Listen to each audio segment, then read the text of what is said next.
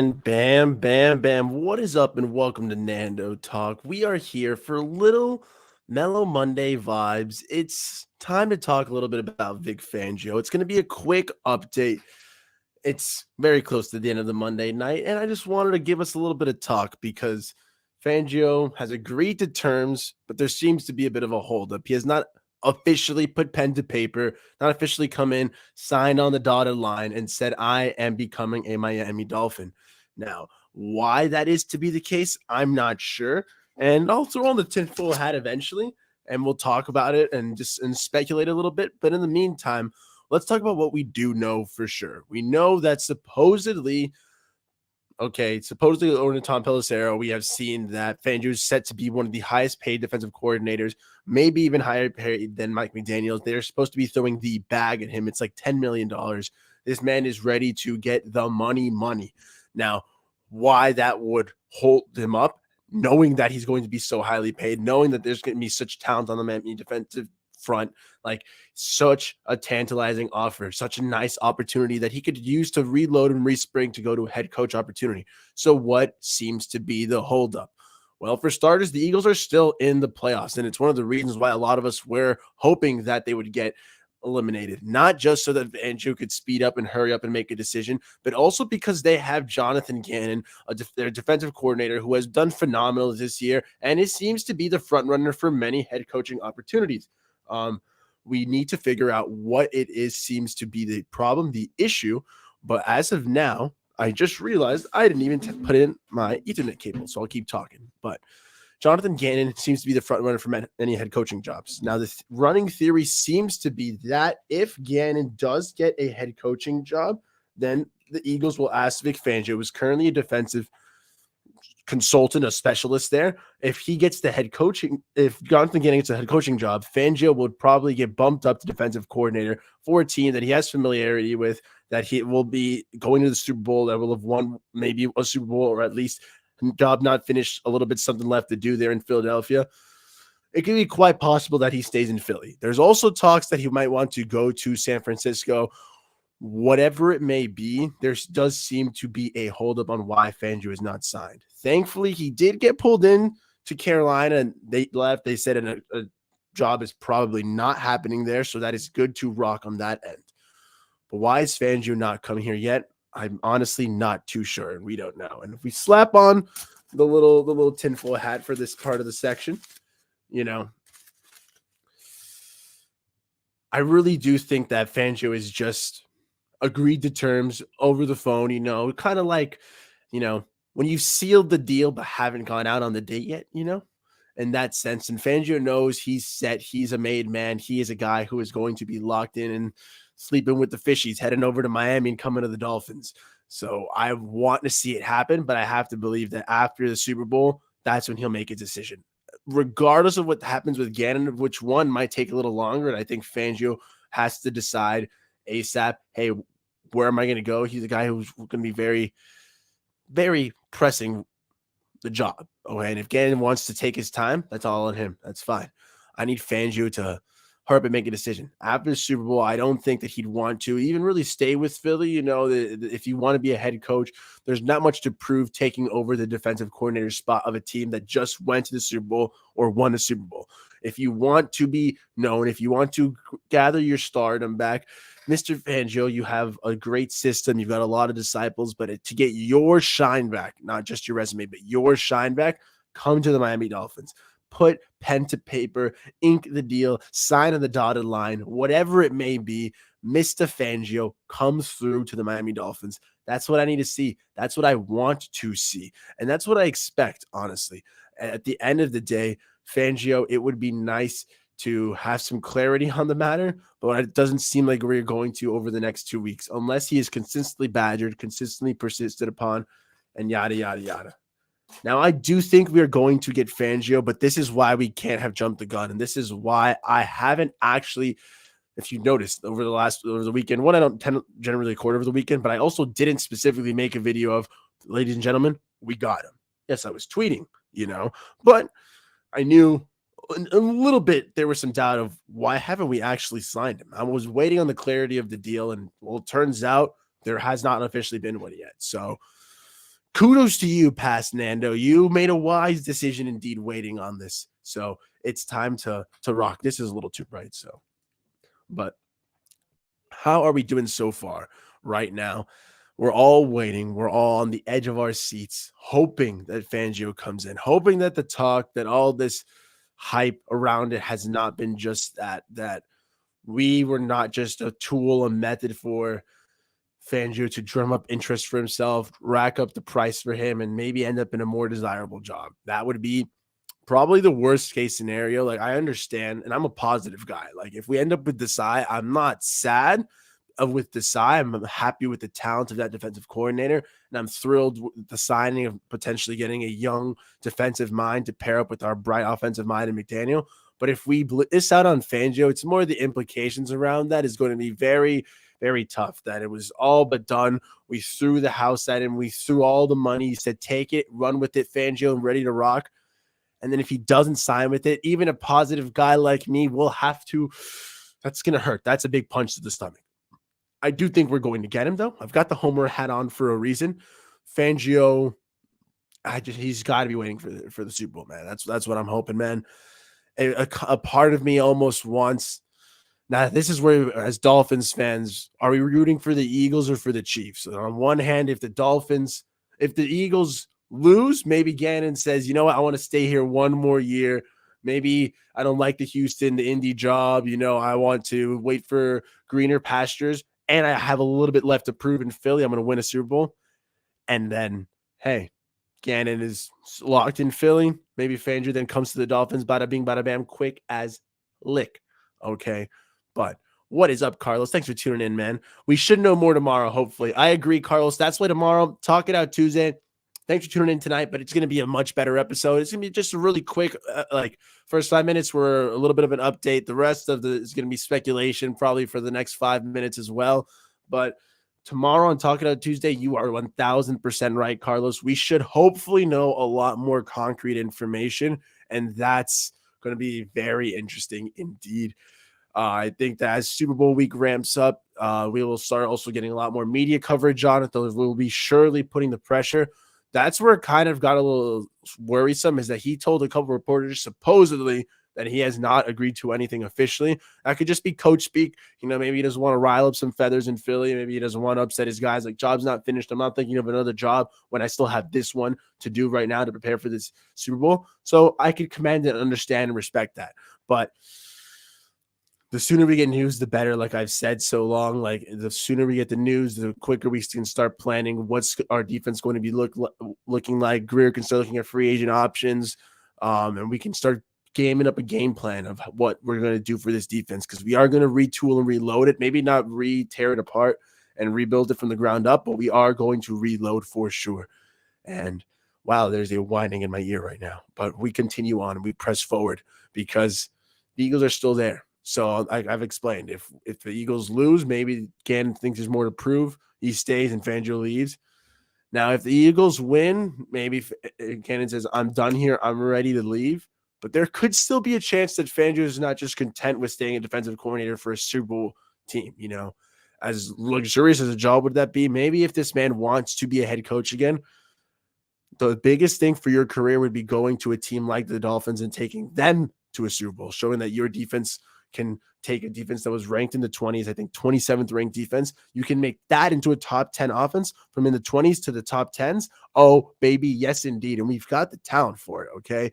Xavier Howard, if he rounds back to form, hopefully recovered, no more groin injuries, no more banged up issues there, will be a lot better. And like we said, Fangio, yes, we were the team that was the third highest percentage with blitz rate at 33%. Fangio doesn't really blitz. He disguises his coverages, adjusts, bends, don't break defenses. But that's what we need, okay? We'll increase our takeaways. We'll lower our points against. We were letting up 23.5 per game, 9th most points against. We had the second fewest takeaways with 14. Like Fangio, that's what he does. He plays to the pass. He bends, does not break. He works really with that coverage. And a team that's supposed to have that nice of a secondary like the Dolphins, if Xavier Howard rounds back to form, if we get a cover corner alongside him, because Byron Jones will be gone. So, excuse me. Trade him. We'll either get draft pieces to replace him with a draft pick, or we will have some more cap space to sign someone in free agency, whatever it may be. Or we stick with the young guys like Trill, Cater Kohu. Okay, Trill Williams will be growing back and healthy, 6'1", 200 pounds. That physicality sorely missed on the outside. Cater Kohu, Nick Needham. The competition at slot corner will be a good thing. It will push them to rise to excellence. Nick Needham is coming off that second round tender. Hopefully they will resign, and there's been talks, there's been interest. And that's what I'm saying. I need Fangio to sign so those little things round up, man. We also got great news today as far as more cap space. Yes, indeed. Okay. The NFL cap space is increasing about 16.6 million, I believe, almost $20 million. That's extra, a little extra for the Dolphins with that, and plus a little bit of rework and magic that Greer can do.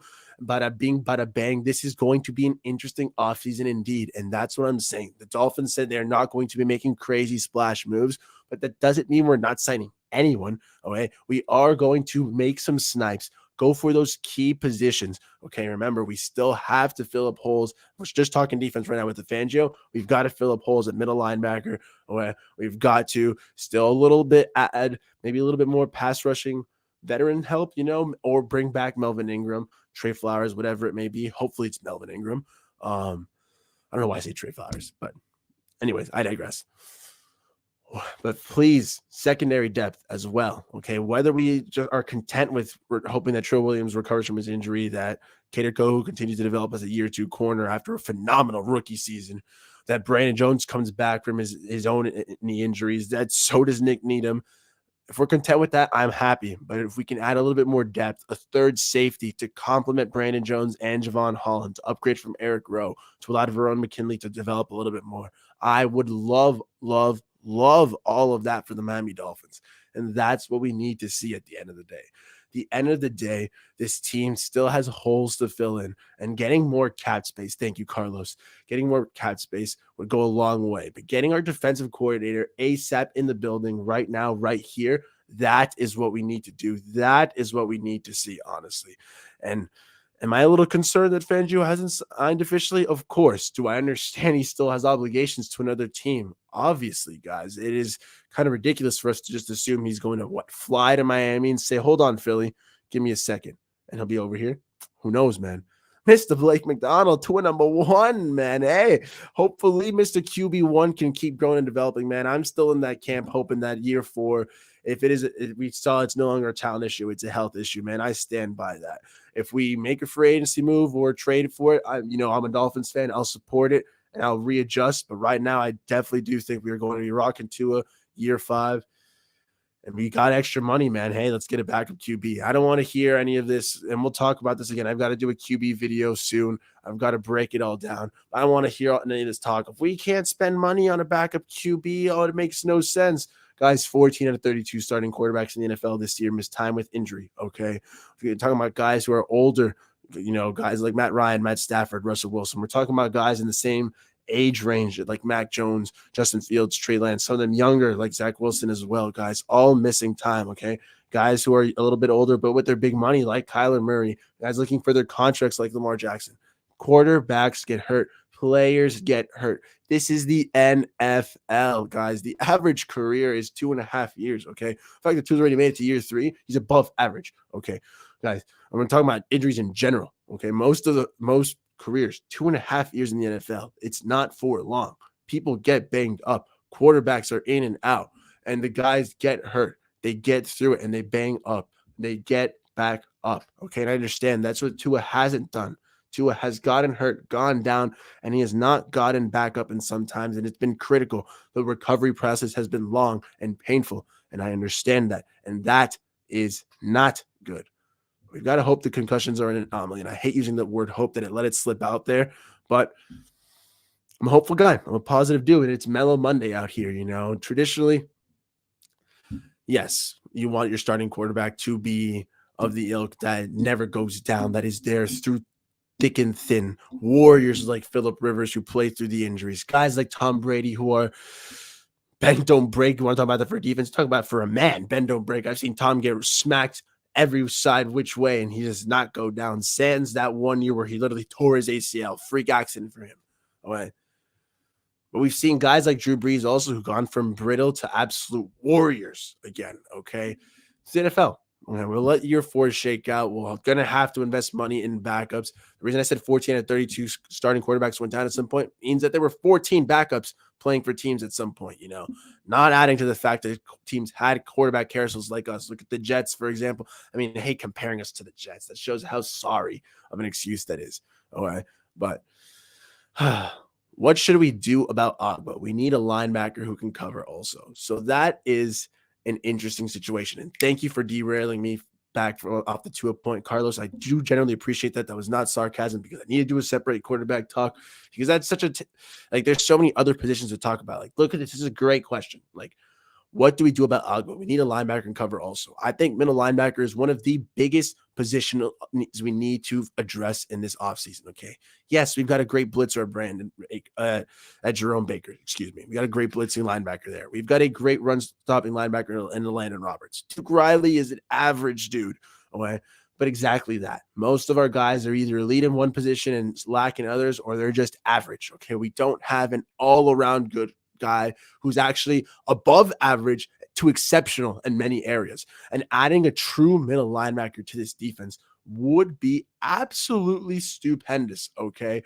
Like if we could get a guy like I know Levante David's a little old, but a guy maybe like Tremaine Edmonds from the Bills. Okay. Maybe I almost said Roquan Smith, but he's not going to hit free agency. Maybe getting a solid veteran like Jermaine Pratt, little stupid stuff like that, okay, will go a long way to this defense. I know it seems so obvious. Hey, man, just add him in a linebacker. Cool beans, okay. Vic Fangio, if we do get him, he takes away the overtop, which leaves a lot underneath. And means we need a sure-firing, tackling monster, sideline to sideline, patrol man monster, which Jerome Baker, I actually do like you. You're not that guy. Okay. You're small, you're athletic, but you succeed at just going after the QB. And by all intents and purposes, I want players to be put in positions that they succeed at. And asking Jerome Baker to be this crazy sideline to sideline Luke Kuechly middle linebacker is not going to happen. I'm not saying we're going to just randomly sign a guy and turn him into that. The true hope would to be letting a guy like Channing Tindall become that guy. Okay. Like if we could trade Ogba and free up that money and get us a high player of that caliber, that'd be awesome, or if trading and get some free up some money. I don't think we will. He doesn't have an integral role in this team, supposedly. Okay. And if Fangio doesn't like to rush with more than four, if he doesn't like to blitz too heavy, I'm down to keep Agba. I want good pass rushers. But who exactly fits? I'm pulling up my list again.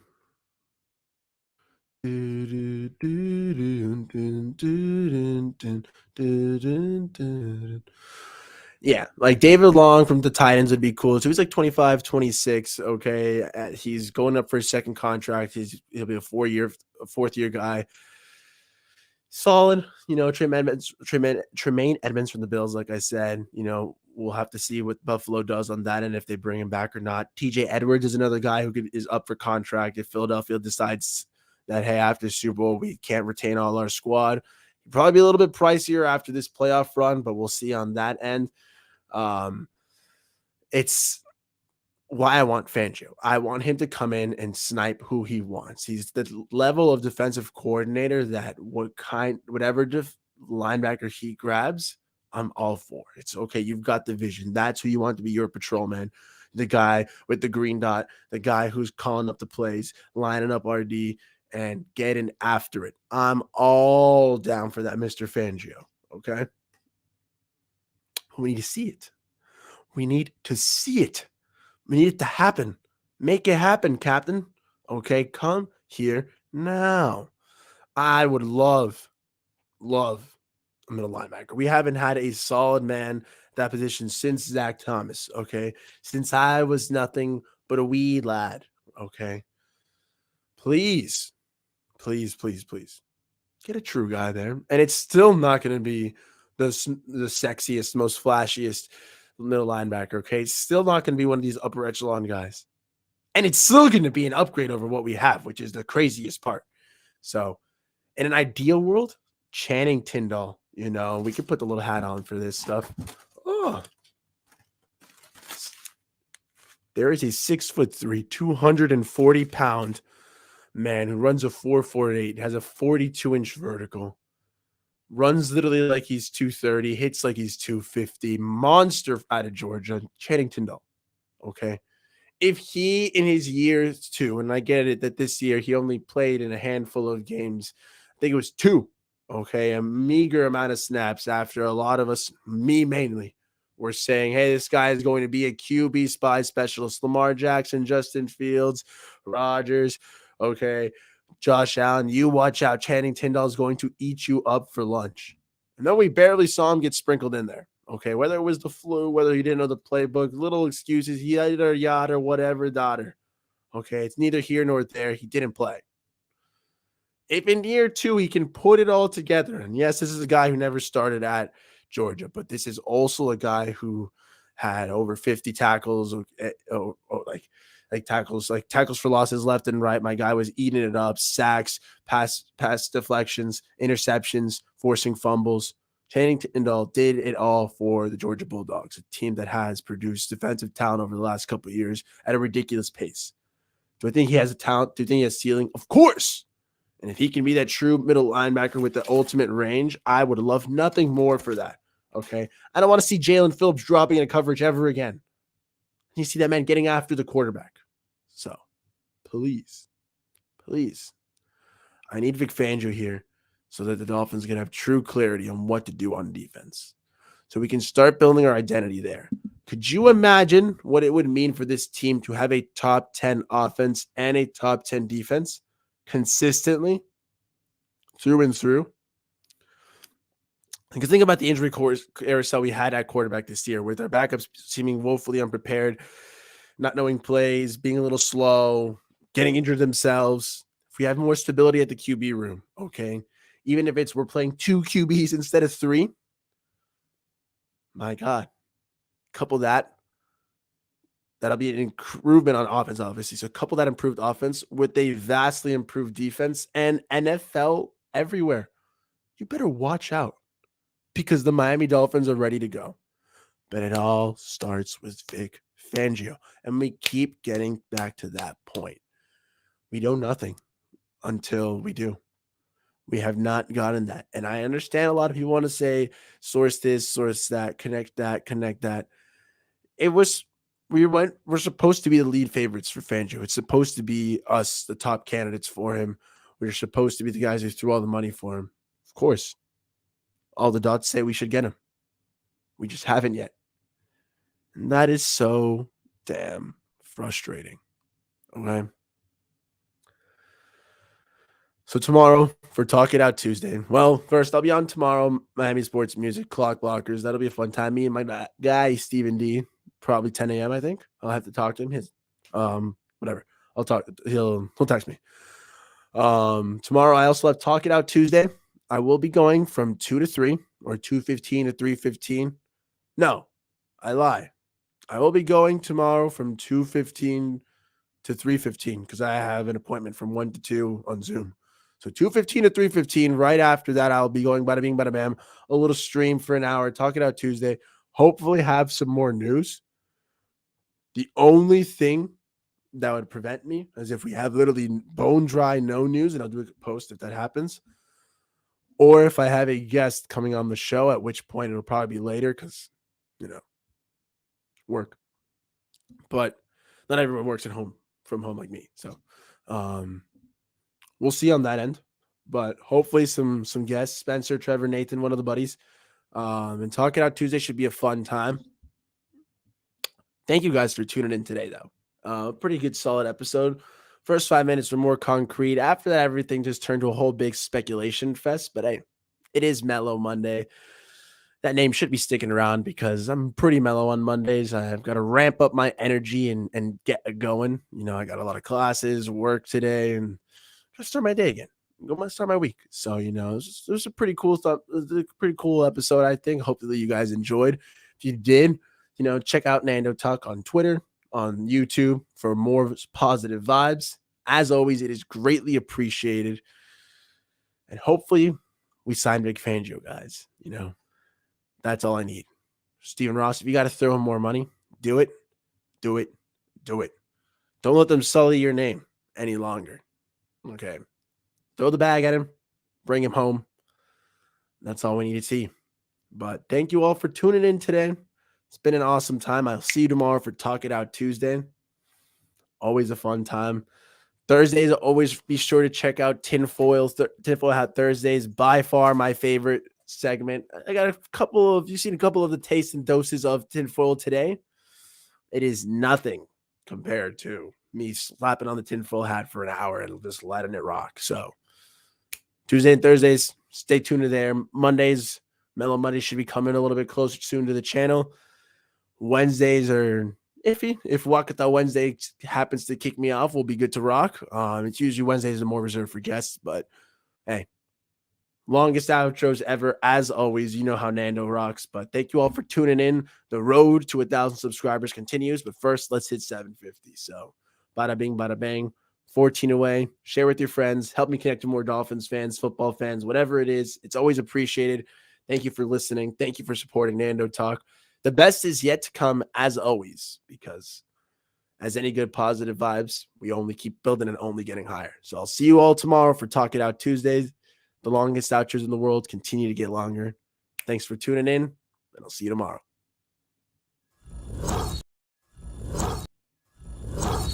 I almost forgot. A fins up, chins up. Mellow Monday, too mellow right now. Sorry about that. Thanks for tuning in, guys. As always.